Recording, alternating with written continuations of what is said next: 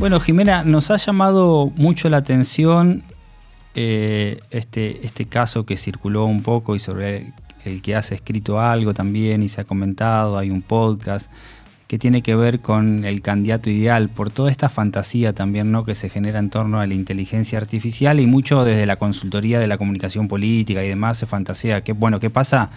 Siempre se pregunta en los estudios focales y demás con el candidato ideal, ¿no? Aquel que escucha, aquel que responde a los temas que interesan a la ciudadanía y demás. Bueno, la inteligencia artificial, entiendo, nos da la posibilidad de probar esas cosas. ¿Cómo analizás un poco ese caso? Bueno, yo creo que hay muchísimos desafíos para entender en primer lugar qué es un candidato ideal. Como digamos, pondría en primer lugar que los políticos son seres humanos y los seres humanos tenemos limitaciones.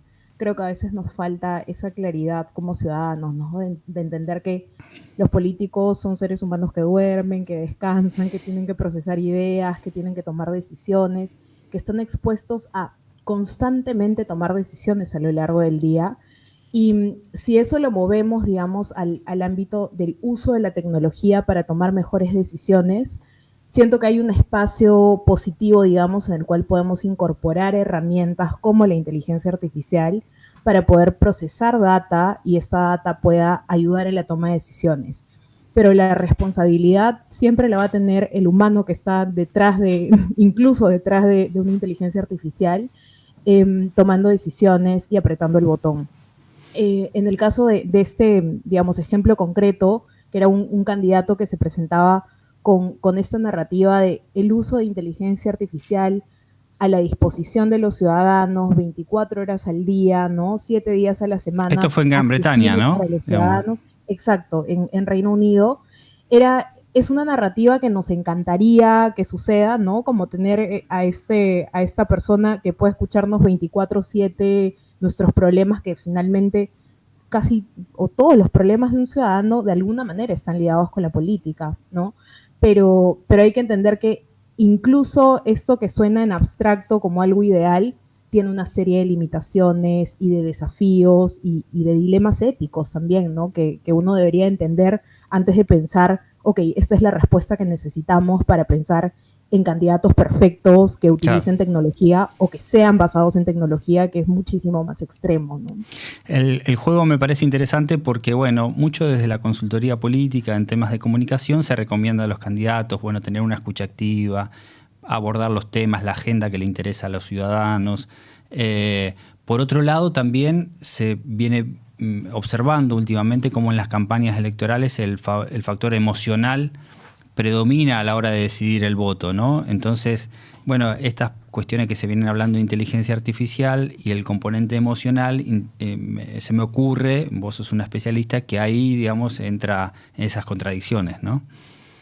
Sí, definitivamente. Creo que el primer paso para entender cómo es que funciona la inteligencia artificial en este contexto es entender qué es la inteligencia artificial, porque siento que existe muchísimo, digamos, muchísima desinformación o malentendimiento de qué es inteligencia artificial y tal vez para empezar, digamos, a delinear esto, vale la pena recordar que la inteligencia artificial existe hace, no sé, en laboratorios como internamente e incluso herramientas de inteligencia artificial disponibles como Google Translator hace 20, 30 años y, y digamos, las investigaciones de inteligencia artificial tienen más de 70 años. Entonces, la inteligencia artificial no es algo que llegó con ChatGPT, es cómo se procesa la data, básicamente, Ujú. ¿no? Como, digamos, para los fines políticos de los que estamos hablando, es cómo procesas la data.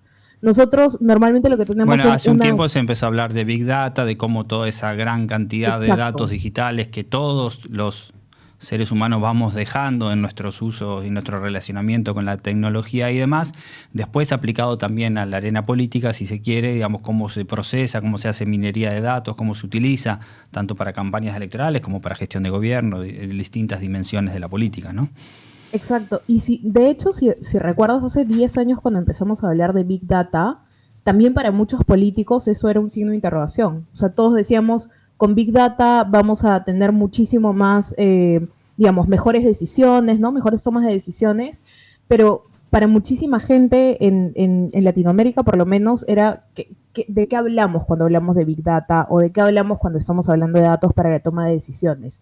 Entonces, tal vez vale la pena como pensar primero en esta primera etapa que significa levantar data y levantar data que esté correctamente procesada, que tenga la menor cantidad de errores posibles, ¿no? Que digamos, esté sujeta a una revisión de múltiples actores, digamos, que puedan verificar que la data que nosotros utilizamos sea data que no vaya a, por ejemplo, invisibilizar ciertos sectores de la población, ¿no? Entonces, esta data es procesada con algoritmos que, digamos, son computadoras, no son robots, como también hay, digamos, esto en el imaginario de las personas, con algoritmos en una computadora, y estos algoritmos son creados normalmente por seres humanos. Los seres humanos tenemos sesgos, tenemos, digamos, ciertas percepciones del mundo que pueden ser equivocadas, y por eso es necesario que los algoritmos que nosotros creamos para procesar esa data sean algoritmos que estén revisados, verificados, que haya un proceso, digamos, transparente y lo más amplio posible de cómo es que esa data se va a procesar a través de algoritmos que también son creados por seres humanos.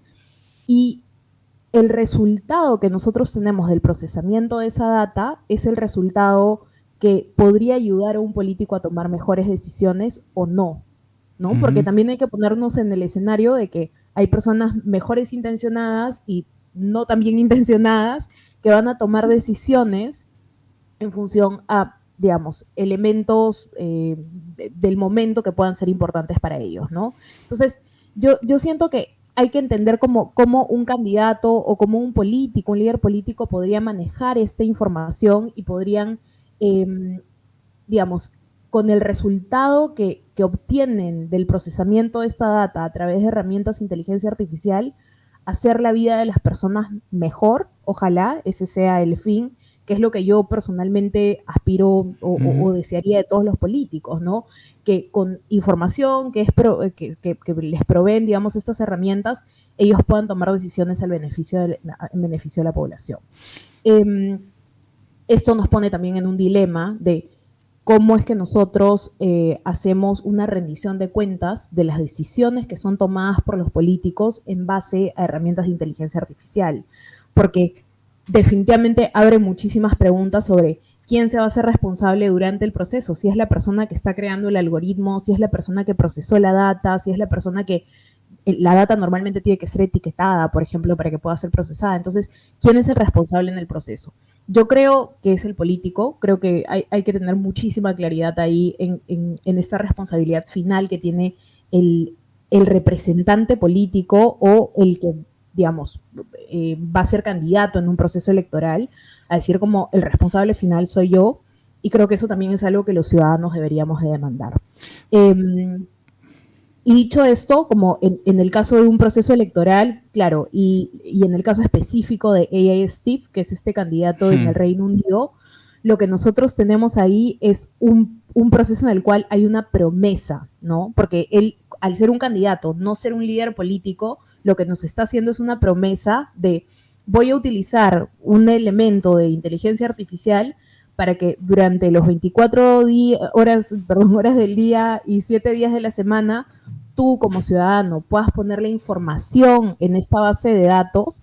Esta información va a ser procesada, va a ser verificada por un segundo elemento que son ciudadanos que, digamos, van a verificar la información para que sea pasada al candidato, que él lo vende como un candidato virtual, pero que en términos reales, en términos de rendición de cuentas y en términos legales, quien se hace responsable de esa toma de decisión es el ser humano que está candidateando. Claro. ¿No? Exactamente. Y cómo esa experiencia, digamos, si se quiere, también encuentra dificultades a la hora de captar la esencia de la representación democrática, ¿no? Digamos, cómo esto, tanto estamos ahora hablando de la calidad democrática y de las tensiones de la democracia y demás, bueno, qué dificultades se encuentra todo ese proceso que vos señalabas recién en captar esa esencia de la representación democrática. Yo creo que es una pregunta fundamental, porque nosotros, digamos, en América Latina lo que tenemos son democracias representativas, ¿no? No de participación directa, sino que tú eliges a un candidato y ese candidato va a un Senado, a un Congreso, a un Parlamento, cualquiera sea el nombre del sistema político, pero va y representa no a quienes votaron por él, sino a los ciudadanos en general, ¿no? Como ese es sí, una vez que es electo, digamos, ya representa a todos, ¿no? Claro, ese es su mandato, ¿no? Como autoridad política. Y a mí me parece un poco distorsionado, francamente, en la promesa, ¿no? De tener digamos, un sistema que va a procesar los datos de los ciudadanos en esta lógica 24/7, que no todos los ciudadanos van a participar.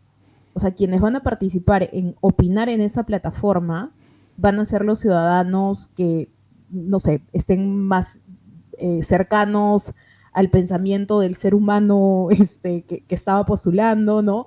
Entonces, creo que ahí se desliga un poco esta lógica de democracia representativa y de democracia de participación directa en alguna forma, pero además con un target, o sea, con un grupo humano súper específico, porque ya no estoy representando a todos los ciudadanos, sino a los ciudadanos que opinan.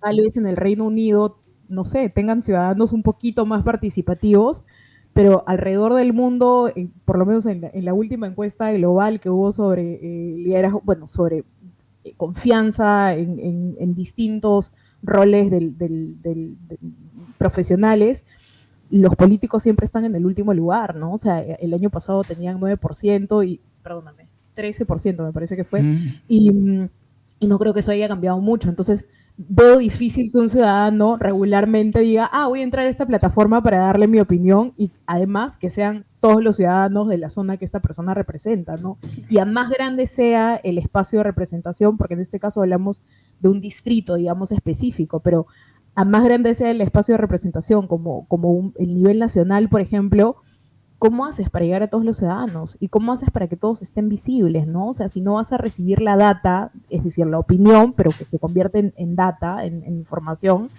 de una cantidad representativa, por lo menos de ciudadano, y además entran muchísimos otros factores, como por ejemplo pensar en qué pasa con los ciudadanos que no tienen acceso al internet o que no tienen el conocimiento para aprender una computadora. Y no hablo solamente de factores como pobreza o como acceso digamos, a estos elementos, sino personas que generacionalmente están lejos de la tecnología, ¿no? Entonces abres, digamos, una caja de Pandora de qué significa tener un elemento así en un proceso democrático.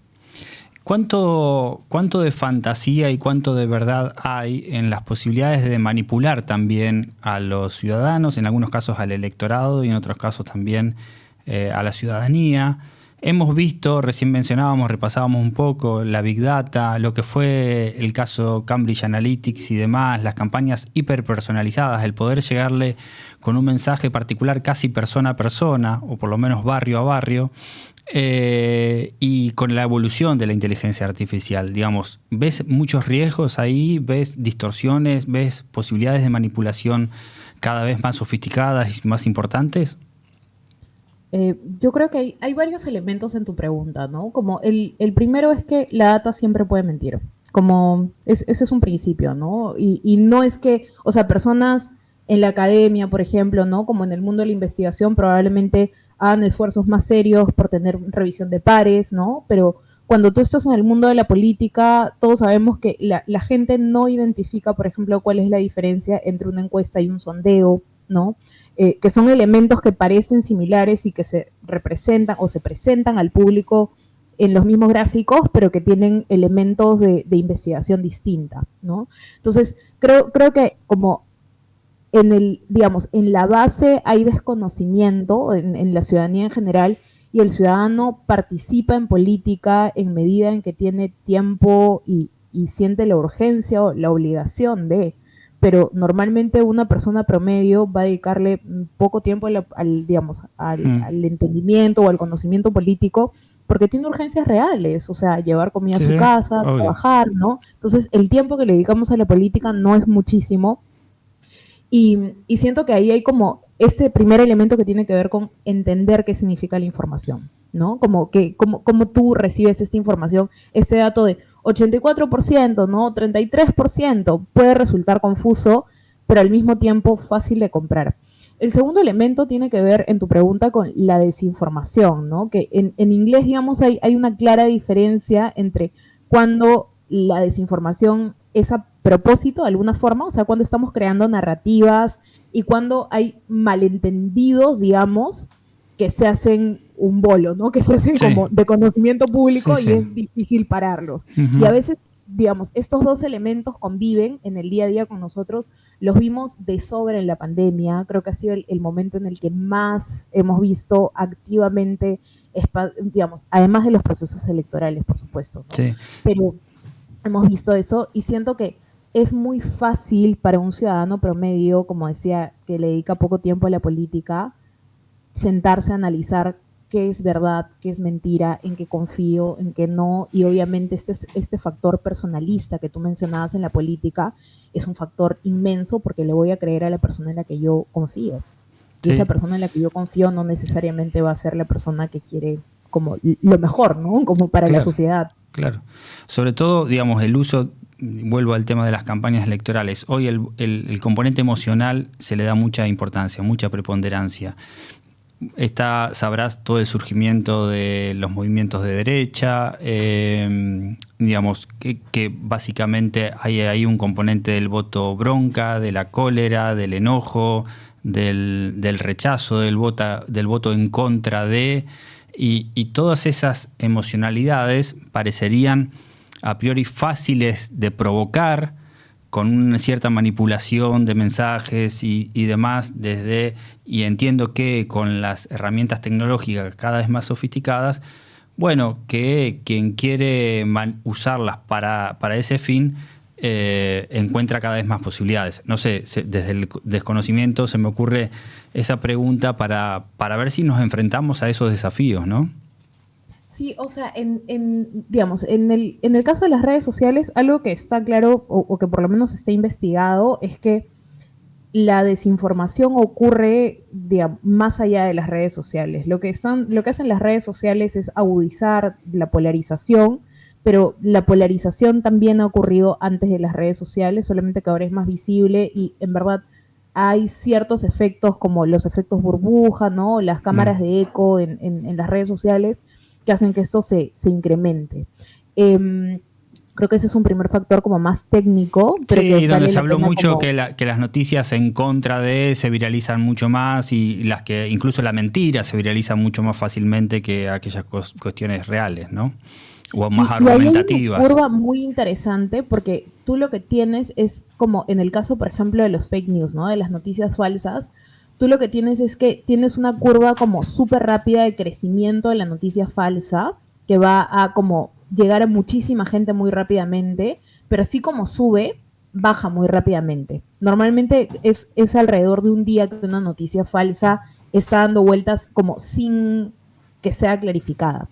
El problema con las noticias falsas no es el tiempo que se demora en ser aclarada, digamos, públicamente, sino el efecto posterior que tienen los ciudadanos. Porque hay ciudadanos que no van a recibir la información de que eso era falso. Entonces, para ciertos sectores políticos o para ciertos liderazgos políticos, es muy fácil, digamos, crear este tipo de fake news porque saben que un ciudadano promedio va a recibir la información, la va a comprar, o sea, la va a asumir como verdad y luego no va a tener el tiempo para saber si era cierta o no. Ujú, Y hasta que reciba esa información, puede ser que ya esté dentro de una narrativa falsa, ¿no? ujú, Como de una narrativa en la que confía nuevamente en ciertos mensajes que no son verdad.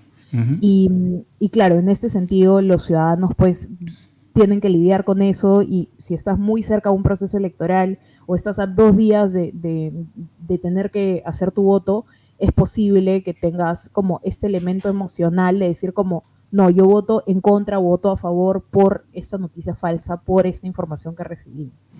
Ujú. ¿Es posible sacar alguna conclusión, alguna síntesis de esta experiencia del candidato ideal, del candidato perfecto, bueno, del componente artificial? Yo creo que la primera es que no funcionó No funcionó, por no le fue ahora, bien, digamos que no le fue no, bien. no le fue tan bien.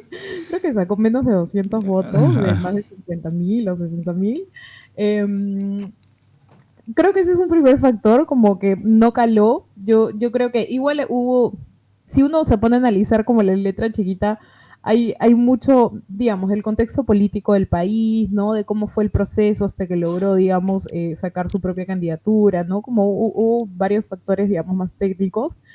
Eh, Creo que los ciudadanos tal vez por ahora en Reino Unido no están preparados para eso. Habría que ver si en América Latina lo entienden. O sea, creo que no sé si alguien se anima a hacer el experimento. Yo le tengo miedo, francamente, a ese tipo de experimentos, para serte totalmente honesta. Sí. Pero sí creo que como en contextos diferentes a veces pasan también cosas diferentes. Por ahí la gente que está tan harta de la política en la región y tan desilusionada constantemente, puede haber como un elemento sorpresa o un elemento como de esperanza en este tipo de promesas. Nuevamente siento que es importante que los ciudadanos entiendan los riesgos y creo que esa es la parte más difícil de explicar, como en dónde están los límites de estas herramientas, cuáles son los peligros para la democracia, cuáles son los peligros en la toma de decisión, cómo podemos invisibilizar ciertos sectores de la población. Creo que eso es un elemento clave que hay que discutir, entender. Yo normalmente capacito gente de organizaciones de la sociedad civil en inteligencia artificial y claro, hay mucho desconocimiento, ¿no? Sobre, digamos, las cuestiones éticas profundas que significan implementar programas de inteligencia artificial dentro de una organización para la toma de decisiones. Y siento que si eso lo llevamos a la política, el impacto es simplemente mayor, porque son todos los ciudadanos, ¿no? En Argentina, si se quiere, como antecedente absolutamente distinto, pero en el 2001, cuando había... no sé si recordás, o había todo un movimiento del que se vayan todos, era en contra de toda la política. La expresión electoral era poner algún personaje de historieta o poner alguna cosa en la boleta, en el sobre donde iba la boleta electoral, como una expresión de rechazo, ¿no? Es probable que con el avance tecnológico surgieran algunas cuestiones como estas que estás mencionando. Sin ir más lejos, y sin querer ponerlo en igualdad de condiciones, han surgido candidatos mediáticos en muy poquito tiempo, como Outsider y demás, que han llegado a la política. No lo quiero comparar con la experiencia de los candidatos artificiales o producto de la inteligencia artificial. Está el caso muy interesante de la serie Black Mirror, donde un personaje, un oso, era candidato, ¿no? Y era una persona que, bueno, trataba de movilizar un poco el sentimiento ese de bronca o de lo políticamente incorrecto que había en la ciudadanía. Bueno, seguramente nos vamos a enfrentar, Jimena, con algunas otras experiencias similares.